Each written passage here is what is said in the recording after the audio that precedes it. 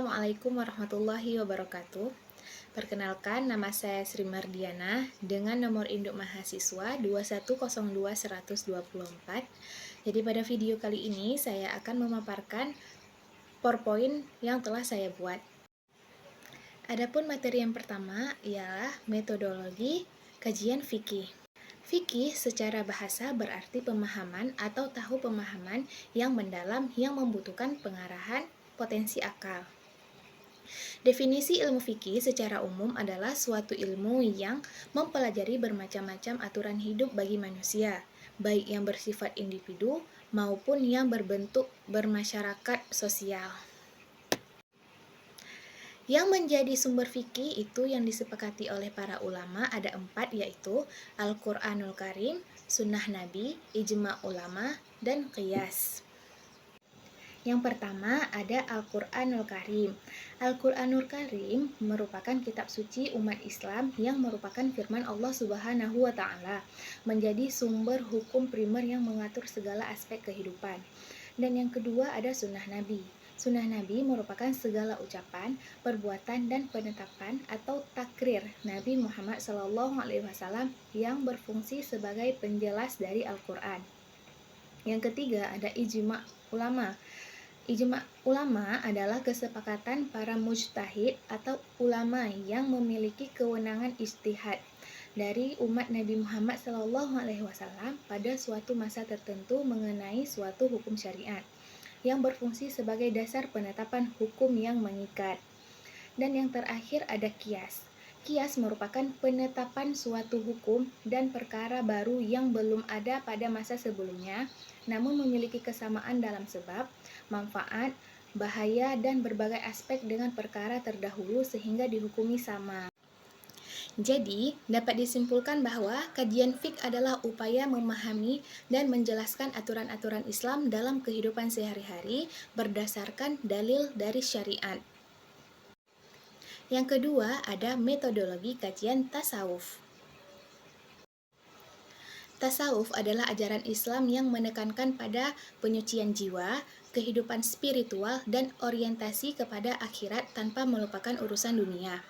Tasawuf dapat dipahami sebagai ilmu dan praktik dalam Islam yang bertujuan menyucikan hati dari sifat buruk, menghiasi jiwa dengan akhlak mulia, serta mendekatkan diri kepada Allah melalui latihan rohani dan kesederhanaan hidup.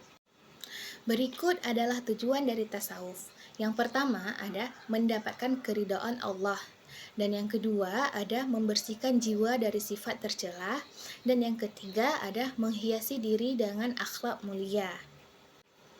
Adapun tokoh-tokoh dari bidang tasawuf ada 4. Yang pertama ada Al-Junaid Al-Baghdadi, yang kedua ada Abdul Qadir Al-Jailani, dan yang ketiga ada Al-Ghazali, dan yang keempat ada Rabi'ah Al-Adawiyah. Masuk ke materi yang ketiga ada metodologi kajian pendidikan Islam. Pendidikan Islam adalah upaya mengembangkan akal manusia serta membentuk perilaku dan emosi berlandaskan Al-Quran dan Al-Sunnah. Tujuannya tidak hanya bersifat keilmuan, tetapi juga mempersiapkan manusia sebagai khalifah di muka bumi yang mampu menerapkan tugasnya secara sempurna dan sesuai fitrahnya. Adapun tujuan dari pendidikan Islam ialah yang pertama ada membentuk manusia yang beriman, bertakwa, dan berakhlak mulia. Dan yang kedua ada mengembangkan potensi akal, jasmani, dan rohani sesuai fitrah. Yang ketiga ada menyiapkan manusia menjadi khalifah di bumi atau pemimpin yang adil dan bertanggung jawab. Dan yang keempat ada mengantarkan manusia pada kebahagiaan dunia dan keselamatan akhirat.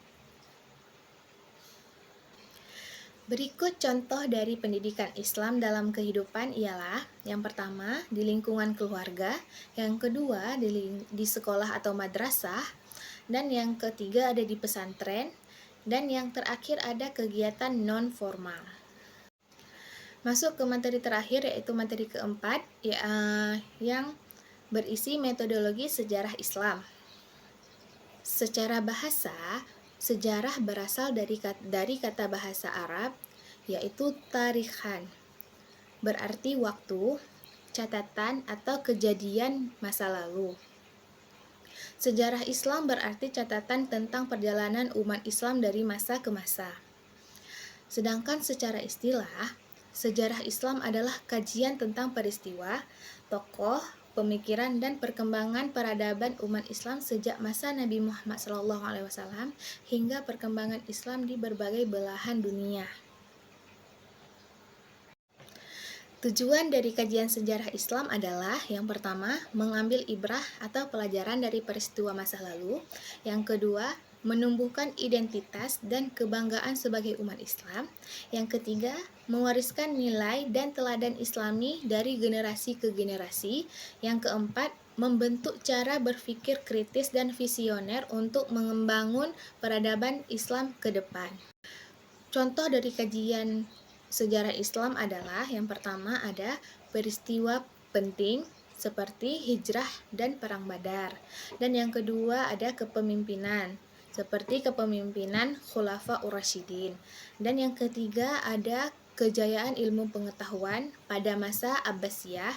Dan yang terakhir yaitu yang keempat, penyebaran Islam ke berbagai wilayah termasuk Nusantara. Sekian hasil pemaparan materi dari saya. Lebih dan kurang saya mohon maaf. Wabillahi taufiq wal hidayah. Assalamualaikum warahmatullahi wabarakatuh.